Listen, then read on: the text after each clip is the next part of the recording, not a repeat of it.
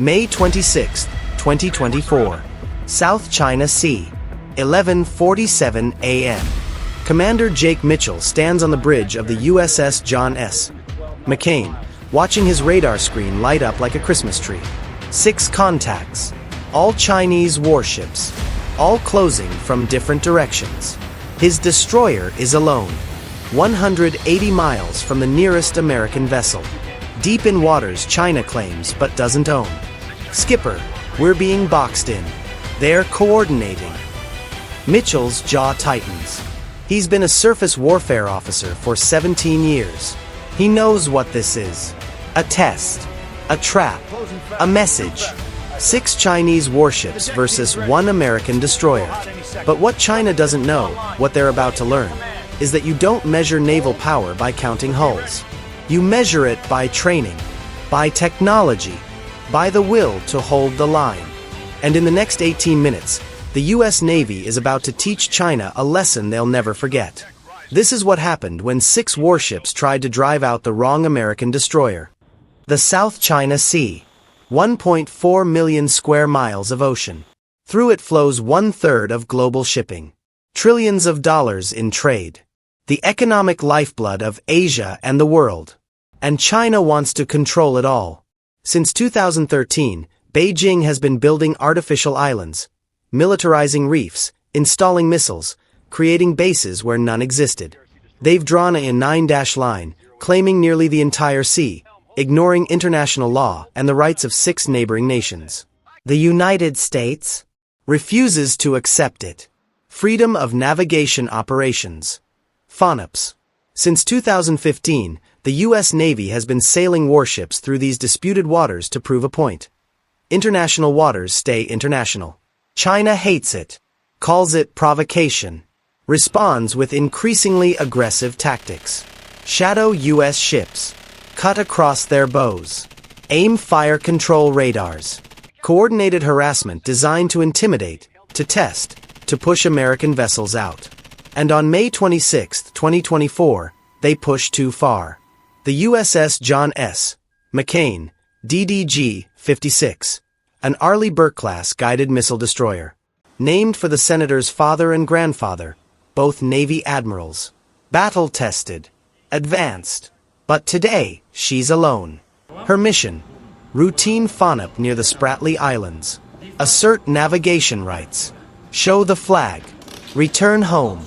But China has other plans. At naval headquarters in Sanya, 6 planned warships receive orders. Find the American destroyer. Surround it. Force it to leave. Show the world that China controls these waters. That American ships sail here only with Beijing's permission. It's a coordinated operation. A show of force. A gamble that the Americans will back down rather than risk escalation. They're about to lose that bet. 11:32 a.m. The McCain's radar operator spots the first contact. Skipper, surface contact bearing 045, range 28 miles. Classified as Plan Type 052D destroyer. Speed 22 knots. Heading. Sir, he's heading directly toward us. Commander Mitchell studies the display. 1 Chinese destroyer. Not unusual. They get shadowed constantly. Copy. Continue monitoring. But 3 minutes later, second contact. Bearing 135, range 30 miles. Another 052D. Then, third contact, bearing 225, range 32 miles. Mitchell's expression hardens. 3 destroyers. From 3 different directions. That's not shadowing. That's a coordinated intercept. Sound General Quarters. All hands to battle stations. Alert Pack Fleet, we have multiple planned contacts converging on our position. Throughout the ship, alarms blare. Sailors sprint to stations. The McCain transitions from routine operations to combat readiness in under 3 minutes. Then the situation gets worse. Skipper, 4th contact. Bearing 315. Type 054A frigate. And, sir, 5th contact bearing 090.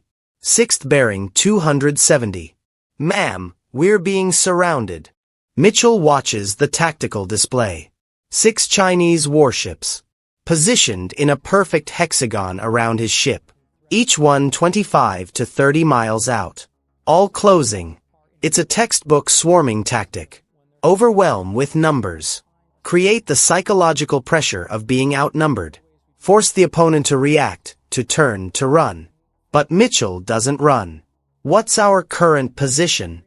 International waters. Sir. 85 nautical miles from Chinese claimed features.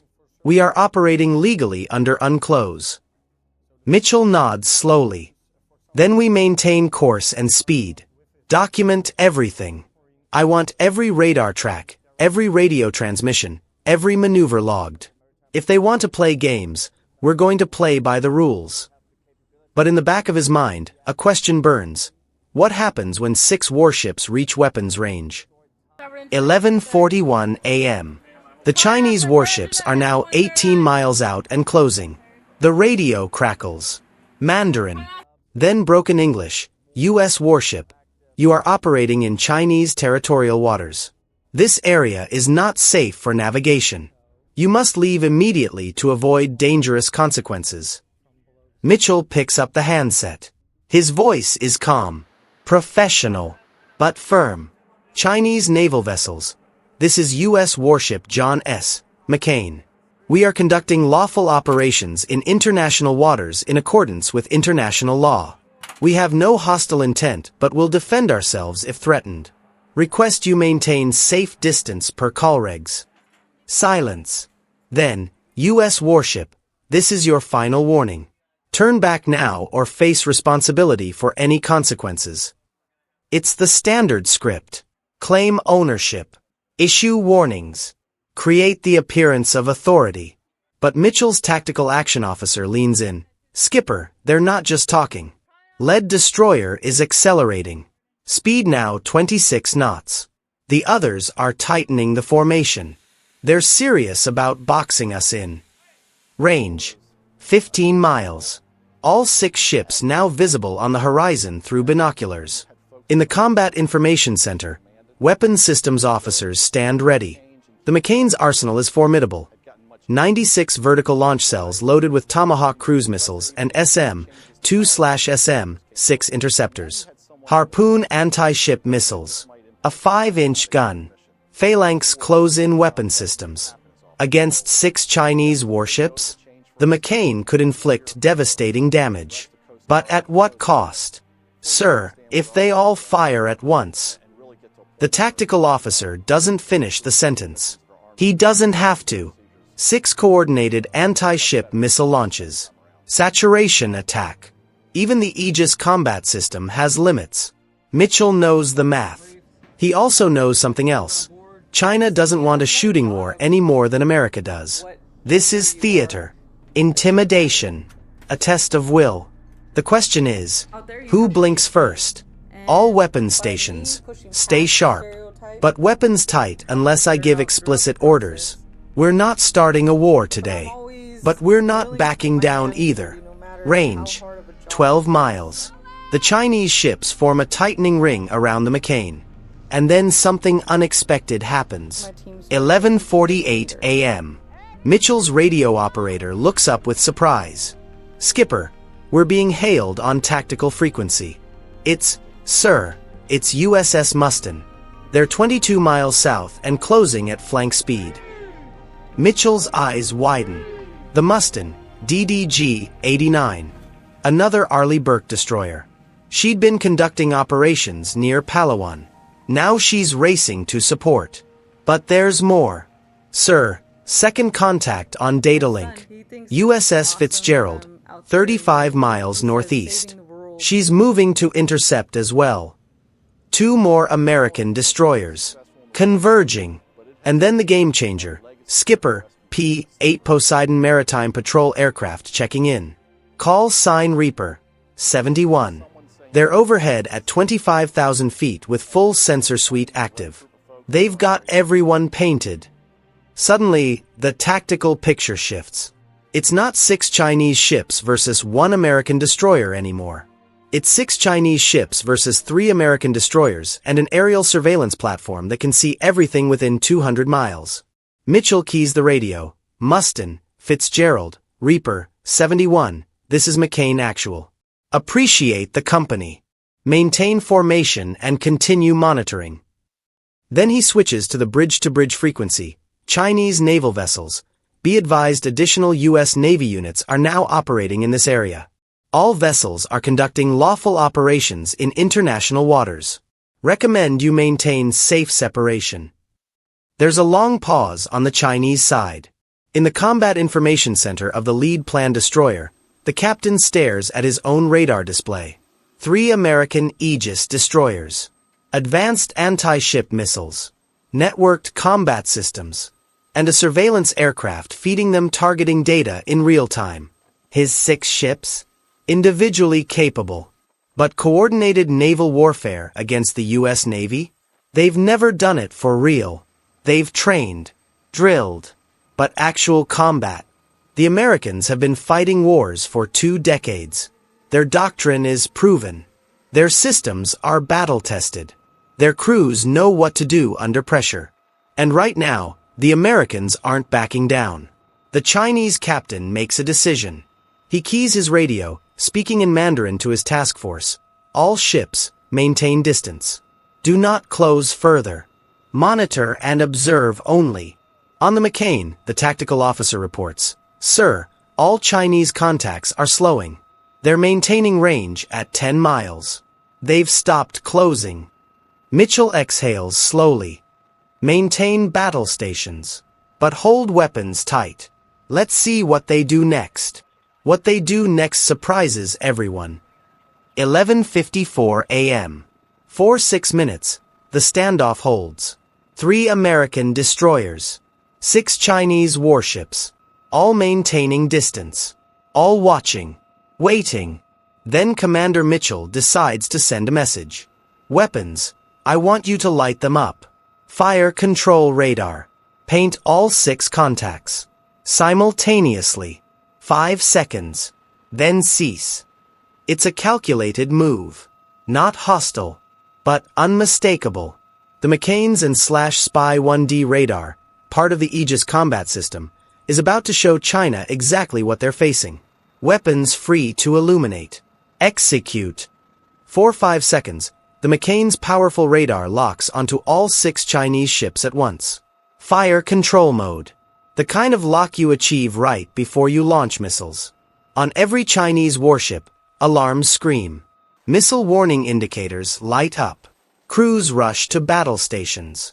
They've just been painted by one of the most advanced combat systems on Earth. In real warfare, that 5-second lock would be followed by SM-6 missiles traveling at Mach 3.5. Harpoons skimming the waves at 500 miles per hour. The McCain could have engaged all 6 ships simultaneously, with high probability of hits. But instead, after 5 seconds, the radar returns to normal search mode. The message is delivered. Received. Understood. Sir, Chinese ships are turning. All 6 contacts now heading away on diverging courses. Speeds increasing to 24 knots. Mitchell watches the tactical display. The hexagon breaks apart. The 6 ships scatter, heading back toward Chinese bases at Woody Island, Fiery Cross Reef, and Hainan. The attempt to intimidate has failed. Worse, from Beijing's perspective, it's demonstrated the capability gap. 6 warships. Coordinated operation. And they were outmatched by 3 American destroyers whose crews never even raised their heart rates. Secure from general quarters. Resume normal watch.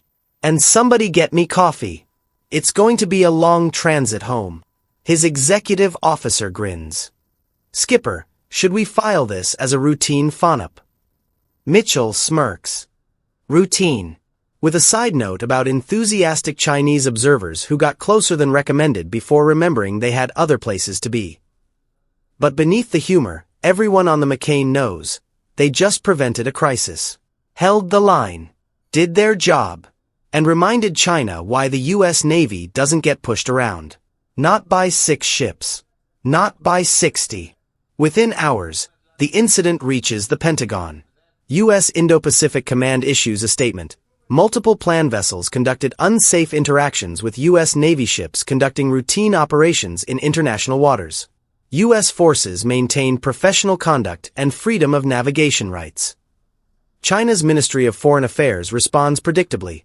American warships illegally entered Chinese waters. Plan vessels conducted professional monitoring and warning. Same script. Different day. But behind closed doors, Chinese naval leadership is asking hard questions. How did 3 American destroyers coordinate so quickly? How did they achieve sensor and weapon superiority despite being outnumbered 2-1?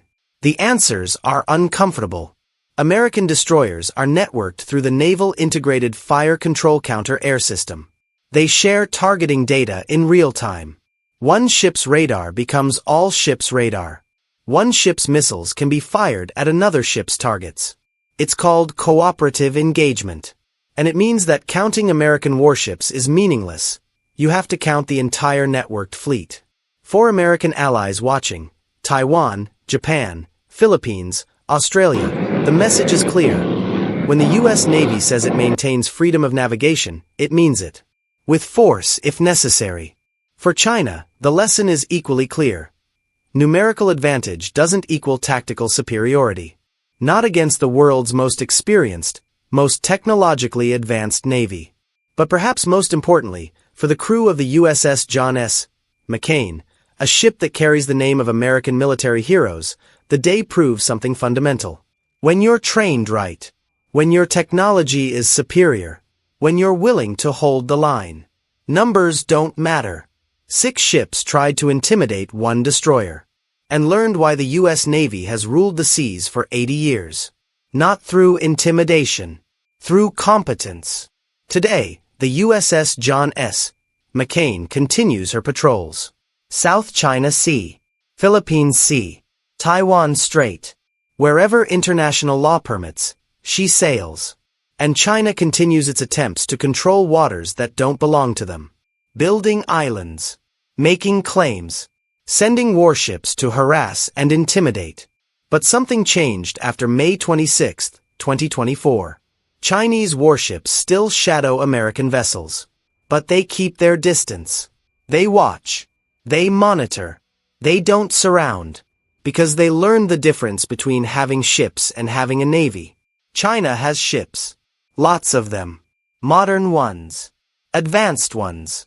But ships don't win naval confrontations. Training wins. Experience wins. Technology integrated into doctrine wins. And the institutional confidence that comes from decades of global operations wins. The U.S. Navy has been doing this since 1775. Through 2 world wars. Through the Cold War. Through conflicts in every ocean on Earth. They've learned lessons written in the blood of sailors who came before. You don't intimidate that. You don't outnumber that. You don't make that turn around. Commander Jake Mitchell understood this when 6 Chinese warships tried to box him in. He understood that his job wasn't to start a war, it was to prevent one by refusing to be pushed. And that's exactly what he did. Somewhere in the South China Sea right now, another American destroyer is conducting another freedom of navigation operation. Another crew is standing watch. Another captain is upholding the principle that international waters belong to everyone. And if China sends 6 ships to challenge them, they'll get the same response. Professional. Prepared. Unintimidated. Because the United States Navy doesn't count enemy ships. They count on their training, their technology, their resolve. And that's why 6 Chinese warships drove at 1 American destroyer and ended up driving away themselves. Mission accomplished. Freedom of navigation. Maintained. As it has been. As it will be. As long as ships like the McCain sail.